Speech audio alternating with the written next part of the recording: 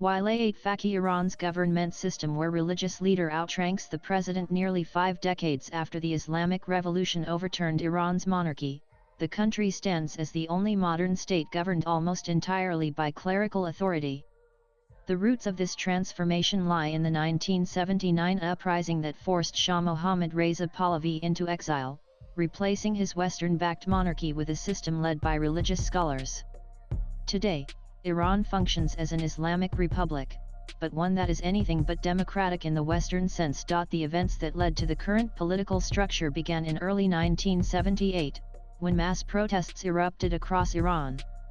By the end of 1979, a new constitution, based on the principles of Shia Islam, had been adopted, formally abolishing the monarchy and instituting a religious legal order unlike any other in the world. Iran's president, currently Masoud Pezeshkian, holds office not through the will of the people alone but through the blessing of the supreme leader, Ayatollah Sayyid Ali Khomeini, who is the highest authority in the Islamic Republic.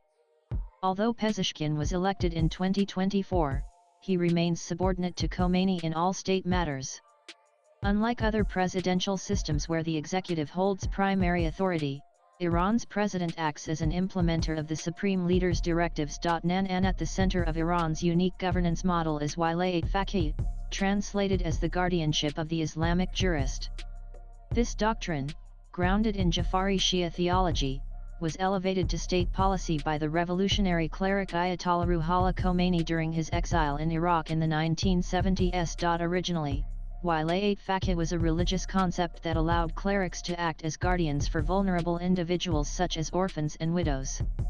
But Khomeini redefined it radically, proposing that a senior cleric acting as the deputy of the long-absent 12th Shia Imam al-Mahdi should rule on behalf of God until the Imam's return. Khomeini detailed his political vision in a 1970 book titled Islamic Government, arguing that only scholars trained in divine law were qualified to govern. This bold reinterpretation would soon reshape Iranian society and the wider Islamic world. After the Shah's fall in 1979, Khomeini's theory became law. The new Iranian constitution formally institutionalized WilayateFaqih, granting the supreme leader absolute authority over both political and religious matters. Khomeini himself became the first supreme leader and ruled until his death in 1989. Following Khomeini's death, Iran amended its constitution to strengthen the position further.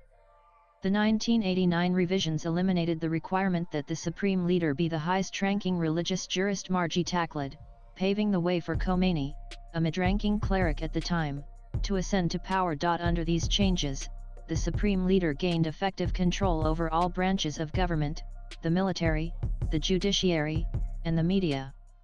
He appoints the heads of key institutions and can overrule decisions made by elected officials. What makes the supreme leader's authority nearly unchallengeable is that he is formally accountable only to God, not the public, not parliament, and not even the clerical assembly of experts, which nominally appoints and oversees him. In practice, the assembly has functioned more as a ceremonial body than a real counterbalance. As one former Iranian chief justice openly stated, no institution has the right to monitor the supreme leader's decisions. Critics argue that this structure renders elections in Iran largely symbolic. Even if the public casts votes, the supreme leader has the final say on who may run and how power is exercised. His decisions are not bound by parliamentary oversight or judicial review, creating a system that many describe as a theocratic autocracy. Nanan Khomeini's interpretation of WilayateFaqih was far from universally accepted, even among Shia scholars. Before the revolution, prominent clerics such as Ayatollah Abul Qasim al-Khomeini outright rejected the idea, calling it a deviation from Islamic principles. They viewed the idea of clerical rule over an entire state as blasphemous, since governance, in their view, should await the return of the 12th Imam. Nonetheless, Khomeini's vision triumphed in Iran, not only due to its theological appeal but also its political expediency.